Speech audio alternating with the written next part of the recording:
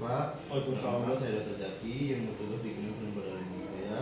Sebelum itu saya akan mengkonfirmasi diri saya terlebih dahulu dengan Dr. Suni. Iya dok. Untuk usia 30 tahun ya Pak. Iya dok. Untuk alamatnya Jalan Kalimantan ya. Iya dok. Baik Pak, pada kali ini saya akan menjelaskan bagaimana saya akan melakukan posisi pasien bergerak kepada Bapak Sony. Apakah Bapak bersedia Pak? Bersedia dok. Baik. Pertama untuk posisi hening, di mana posisikan dari badan tubuh pasien harus lurus, jadi tidak melengkung ke samping atau membungkuk ke depannya. Yaitu tersedia dari pasien dan juga dari bantal dengan jumlah sesuai kebutuhannya. Nah, untuk pasien ini harus disangga dengan alat bantu posisi, lalu untuk mempertahankan dari posisi badan tubuh yang lurus. Yaitu posisi pasien harus diubah minimal 2 jam sekali.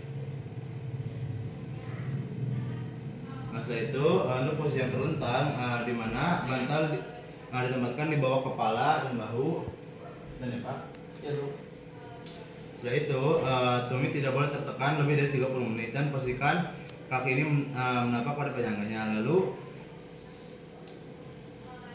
kita juga menaruh di atas lengan bawah pasien. Ya.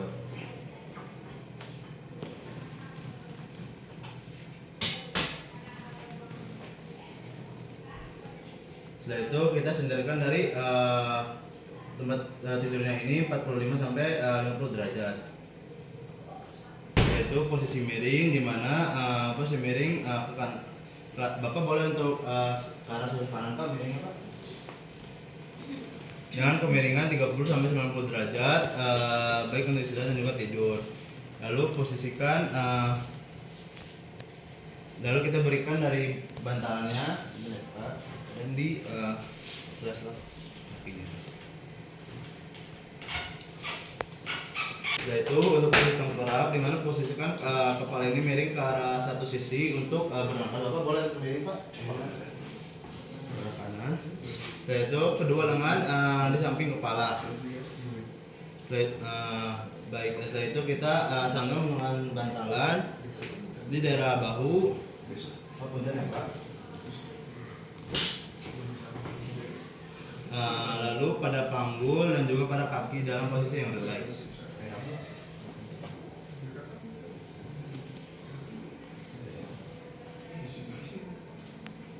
Posisi ini tidak untuk gangguan jantung dan juga cedera dari kepala.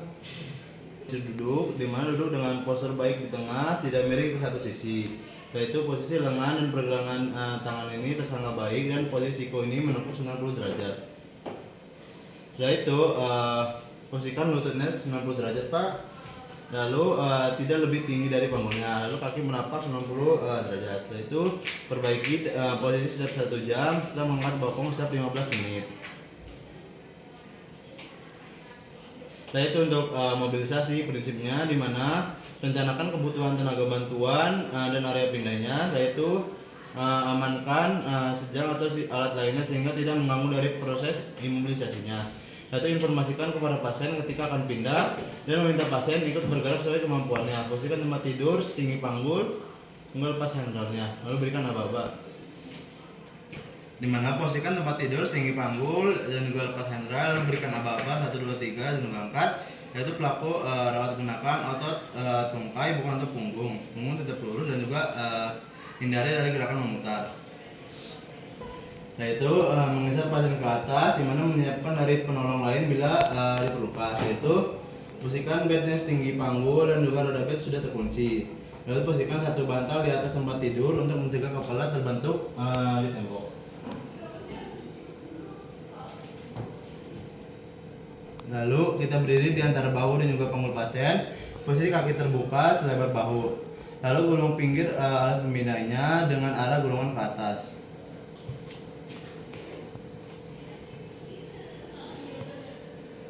Setelah itu meminta pasien untuk bersiap untuk menekuk leher hingga dagunya. Lalu tangannya disiram di dada. Setelah itu lutut boleh Pak untuk menekuk dari lututnya Pak. Setelah itu kedua penolong ini bersiap untuk kencangan otot perutnya, bokong, tahu lutut, pinggang tetap lurus. Pada hitungan aba-aba ketiga, geser pasien dengan memindahkan beban ke arah atas. Baik Pak, 1, 2, 3.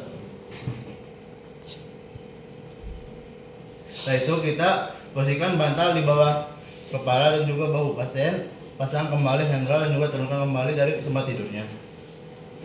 Baik, yang selanjutnya posisi telentang ke miring, pastikan dengan base tinggi panggul. Lalu setelah itu penolong berdiri di samping ke tempat tidur ke arah pasien, lalu akan menghadap pada saat miringnya. Satu kaki di depan dan satu kaki di belakang, dan pinggang tetap lurus. Posisikan lutut pasien ini di sebelah ini menekuk, yaitu ke dada. Lalu tangan kita memegang dari bahunya.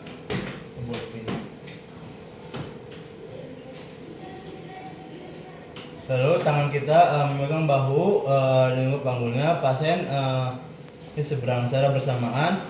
Gulingkan pasien ke arah dan juga memindahkan dari beban dari kaki depan kita dan kaki belakangnya. Sangga bahunya ini dan tungkai dengan penyangga.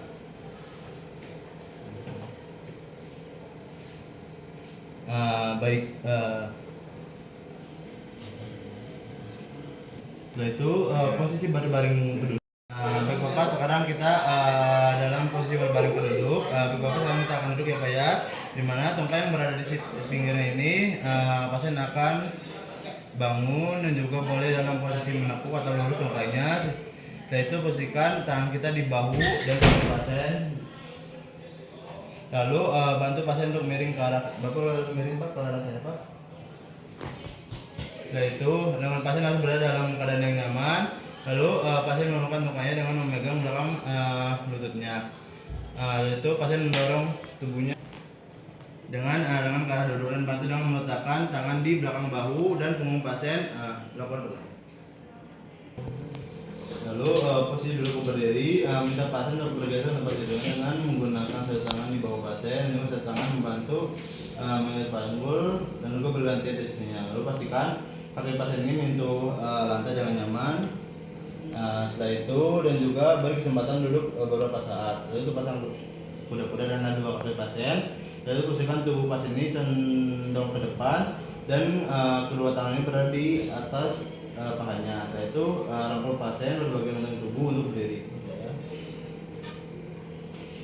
Berdiri ke duduk, dimana setelah berdiri bantu pasien agar bergeser hingga bagian belakang lutut menyentuh kursi atau kursi rodanya. Setelah itu biarkan pasien ini berpegangan pada kursi. Yaitu saat pasien duduk, pindahkan berat tubuh kita ini di belakang dan juga menekuk lututnya. Setelah itu observasi setelah pasien ini pemindahan, pastikan kesejajaran dari tubuh ini sudah tepat.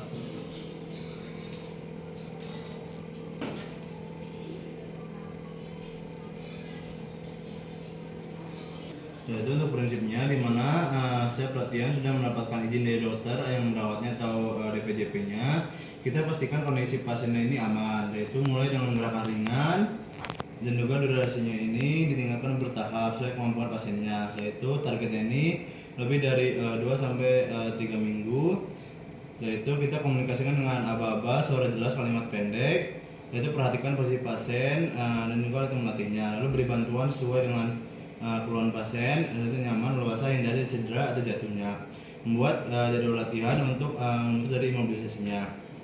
Nah itu untuk latihan lingkup gerak sendi, di mana kita lakukan pada setiap sendinya, di mana jaga pasien dengan cara jangkau seluruh bagian tubuh, atas dan juga bawah persendian. Yaitu lakukan gerakan dengan tidak ragu-ragu, lembut dan juga perlahan. Pastikan ekspresi wajah pasien ini tidak nyeri. Nah itu untuk latihan lingkup gerak sendi yang aktif, kita dilakukan arah seperti latihan sendi namun dibantu. Baik Bapak, nanti ikuti saya Pak ya. Kita akan latihan gerakan sendi untuk tangan dan juga kaki Bapak. Kita latihan gerakan sendi bahu dulu ya Pak ya. Baik Pak, boleh Pak. Bawah Pak, kanan Pak. Oke. Baik, sekarang Bapak boleh untuk sendiri melakukan apa ya?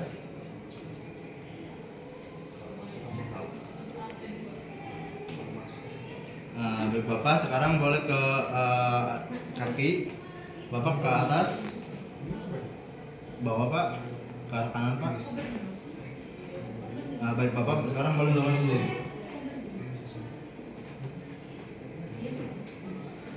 Nah, baik, setelah itu Bapak sekarang boleh dengan dua tangan Bapak ya, ke atas bawah Pak. Nah, baik, setelah itu kita melakukan latihan dari pernapasan. Baik Bapak, kita akan melakukan latihan pernapasan ya Pak ya, di mana posisi pasien terlentang, rileks atau duduk, yaitu posisi tangan ini di perut untuk merasakan pergerakannya. Bapak boleh untuk di perut. Ambil napas melalui hidung, boleh melalui hidung. Setelah itu kita sampai perut terasa mengembang. Setelah itu lalu hembuskan melalui mulut Pak secara perlahan.